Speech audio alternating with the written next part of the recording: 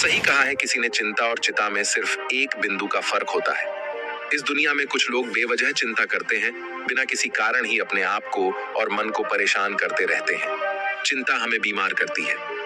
आज की इस कहानी में हम सीखेंगे कि क्यों हमें बेवजह चिंता नहीं करनी चाहिए। एक गांव में एक किसान था जिसे एक बहुत ही बुरी आदत लग चुकी थी, और वह आदत थी बेवजह चिंता करने की। वो हर समय किसी न किसी चीज की चिंता करता ही रहता। वो हर समय सोचता रहता है कि कहीं मेरे साथ कुछ गलत ना हो जाए, जबकि उसकी जिंदगी में अभी तक सब कुछ ठीक ही चल रहा था। उसके पास एक बड़ा सा खेत था जिसमें अच्छी खासी फसल हो जाती थी। खेती करने के लिए 2 बैलगाड़ियां थीं, एक अच्छा घर था, एक पत्नी और 2 प्यारे बच्चे थे। लेकिन फिर भी वो किसी न किसी अनहोनी के बारे में सोचकर बेवजह चिंता करता रहता। कभी सोचता कि अगर मेरी फसल में कीड़े लग गई तो क्या होगा, अगर आवारा पशुओं ने फसल को बर्बाद कर दिया तो क्या होगा, अगर सूखा पड़ गया या अत्यधिक बारिश हो गई तो मेरी फसल खराब हो जाएगी। ऐसे ही वो भविष्य की अन्य बातों के बारे में सोचकर बेवजह चिंता में डूब रहा था, जैसे कि कहीं खेती के समय मेरे बैल बीमार ना पड़ जाए, मेरे बच्चों का भविष्य कैसा होगा, कहीं बुढ़ापे में मुझे कोई बड़ी बीमारी ना हो जाए, मेरे बच्चे बुढ़ापे में मेरा ख्याल रखेंगे भी या नहीं, वगैरह वगैरह। अपनी इस लगातार बेमतलब चिंता करने की आदत की वजह से वो आसान और परेशानी नहीं लगता था, और अब उसका किसी भी काम में मन भी नहीं लगता था। उसकी पत्नी ने भी इस बात को अनुभव किया कि उसे बिना मतलब चिंता करने की आदत पड़ चुकी है। उसने उसे कई बार समझाने की कोशिश भी की, तुम बेवजह चिंता करना छोड़ दो, लेकिन उसके समझाने का कोई मतलब नहीं रहा। उसे पता चला कि नगर में एक महात्मा आए हैं जिनके पास सारी समस्याओं का हल है। फिर एक दिन वो उसे लेकर एक बौद्ध भिक्षु के आश्रम में पहुंची। बौद्ध भिक्षु बहुत ही बुद्धिमान और ज्ञानी व्यक्ति थे। किसान और उसकी पत्नी अपनी सारी समस्या बौद्ध भिक्षुओं के समक्ष रख दी। किसान ने कहा, महात्मा, मैं हर समय किसी न किसी बात की चिंता करता रहता हूँ। मैं ज्यादातर उन बुरी चीजों के बारे में और फिर कभी अपना हाथ अपने सिर पर रखते तो कभी जमीन पर। वो बहुत ही चिंतित और बेचैन चकर चिंतित होता रहता हूँ, जो अभी तक मेरे साथ हुई भी नहीं। किसान की समस्या को पूरे ध्यान से सुनने के बाद बौद्ध भिक्षु ने कहा, ठीक है, तुम दोनों कल सुबह आना और फिर मैं तुम्हें तुम्हारी समस्या का समाधान बता दूंगा। अगली सुबह जब किसान और उसकी पत्नी बौद्ध भिक्षु के आश्रम में पहुंचते हैं तो देखते हैं कि बौद्ध भिक्षु बहुत ही चिंतित अवस्था में जमीन पर पालथी मारकर बैठे हुए हैं और उनके सामने एक दूध से भरा गिलास रखा हुआ है। बौद्ध भिक्षु बार बार उस दूध के गिलास की तरफ देख रहे हैं और फिर कभी अपना हाथ अपने सिर पर रखते तो कभी जमीन पर वो बहुत ही चिंतित और बेचैन दिखाई पड़ते थे। ये देखकर किसान ने पूछा, महात्मा, आप इतने परेशान क्यों लग रहे हैं? आपके समक्ष दूध रखा है, आप इसे पी क्यों नहीं लेते? महात्मा बोले, मुझे चिंता हो रही है कि कहीं इस दूध को बिल्ली ना पी जाए या फिर मैं कहीं जाऊं, और तो क्या पता, या दूध कहीं गिर जाए। मैं दूध को पीना तो चाहता हूं, लेकिन मेरा भी मन नहीं है।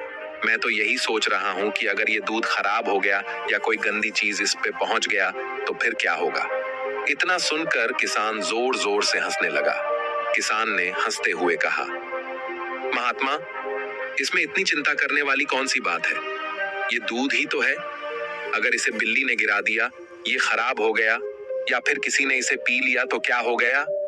ये आपको दोबारा मिल जाएगा, और वैसे भी आपका चिंता करना व्यर्थ है, क्योंकि ना तो अभी इसे बिल्ली ने गिराया है, ना ही खराब हुआ है, और ना ही अभी इसे किसी ने पिया है, और हो सकता है कि भविष्य में ऐसा हो भी न। किसान के मुंह से ये बातें सुनकर बौद्ध भिक्षु मुस्कुराए और बोले, मैं भी तो तुम्हें ही यही समझाने का प्रयास कर रहा हूँ कि भविष्य की उन घटनाओं की चिंता करना व्यर्थ है जो अभी हमारे साथ हुई ही नहीं, और बहुत बड़ी संभावना है कि वो कभी होगी भी नहीं, और अगर हो भी गई तो जिस चीज को तुम्हें एक बार हासिल कर सकते हो उसे तुम दोबारा भी हासिल कर सकते हो, और अगर नहीं कर पाए तो कोई बात नहीं, क्योंकि समस्याओं के आने के साथ ही उन समस्याओं का सामना करने की हिम्मत भी अपने आप ही आ जाती है। ये बातें सुनने के बाद किसान को लगा जैसे किसी ने उसके गाल पर एक थप्पड़ मारकर उसे नींद से जगा दिया हो। उसे महसूस हुआ कि वो भी तो यही गलती कर रहा है। वो भी तो भविष्य की उन घटनाओं के बारे में सोचकर चिंतित हो रहा है जो अभी तक घटी ही नहीं और शायद कभी घटेगी नहीं। वो और फिर बौद्ध भिक्षु के चरणों में गिर पड़ा और कहने लगा, इतनी आसान में मुझे मेरी गलती का एहसास करवाने के लिए आपका बहुत बहुत धन्यवाद, और मैं आज से पूरा प्रयास करूंगा, मैं बेवजह चिंता करना बंद कर दूंगा। जापान में एक लोकप्रिय कहावत है, अगर तुम चल रहे हो तो सिर्फ चलो, अगर तुम खा रहे हो तो सिर्फ खाओ, लेकिन एक समय में सिर्फ एक ही काम करो, चिंता ना करो।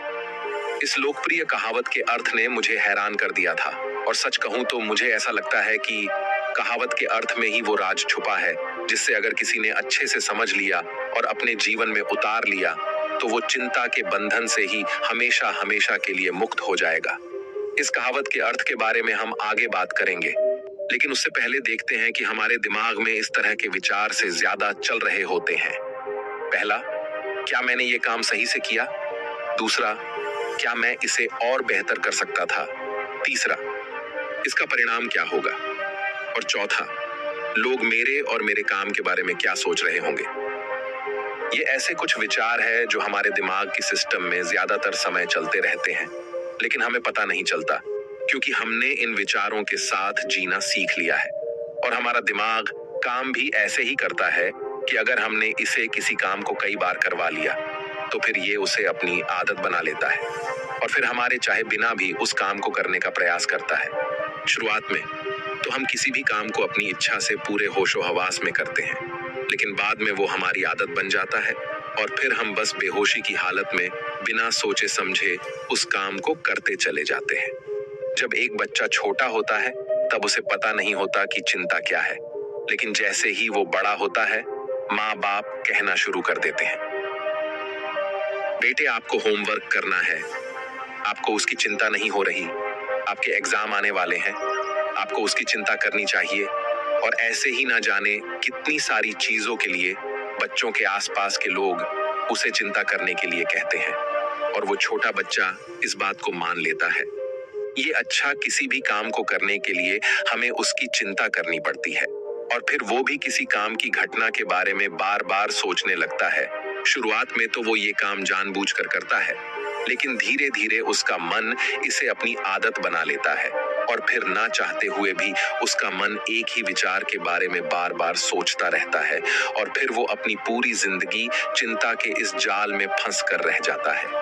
लेकिन अब प्रश्न यह उठता है कि इसका समाधान क्या है? तो इसका समाधान है ऊपर बताई गई जिन कहावत का अर्थ यानी जागरूकता। हमें अपने विचारों के प्रति जागरूक होना पड़ेगा। हमें थोड़ी देर रुककर इस बात पर ध्यान देना होगा कि कहीं हम ना चाहते हुए भी एक ही घटना के बारे में तो बार बार नहीं सोच रहे हैं। हमें पूरी जागरूकता के साथ ये देखने का प्रयास करना होगा कि पूरे दिन हमारे अंदर इस तरह के विचार उठते रहते हैं। अब आप पूछ सकते हैं, केवल जागरूकता क्या करेगी? मैं कहता हूं, या काफी है? ये मन को शांत करने के लिए पर्याप्त है, मन को अपने स्वभाव का एहसास कराने के लिए पर्याप्त है और जीवन में जागरूकता लाने का सबसे आसान तरीका है ध्यान करना। ध्यान करने के दौरान अपने विचारों पर ध्यान देना, और जब आप पूरी जागरूकता के साथ अपने विचारों पर ध्यान देना शुरू कर देंगे तब आप पाएंगे कि आपके मन में चलने वाले गैर जरूरी विचार एक एक करके अपने आप ही गायब होना शुरू हो जाएंगे और फिर आप एक आनंदित और शांत जीवन अनुभव कर पाएंगे। तो दोस्तों, कैसी ये कहानी आपको अच्छी लगी हो तो इस वीडियो को लाइक करें और ऐसी और चैनल को सब्सक्राइब करें। तब तक मिलते हैं हम आपसे ऐसी ही एक और प्रेरणादायक कहानी के साथ अगले दिन। तब तक के लिए अपना ख्याल रखें। धन्यवाद।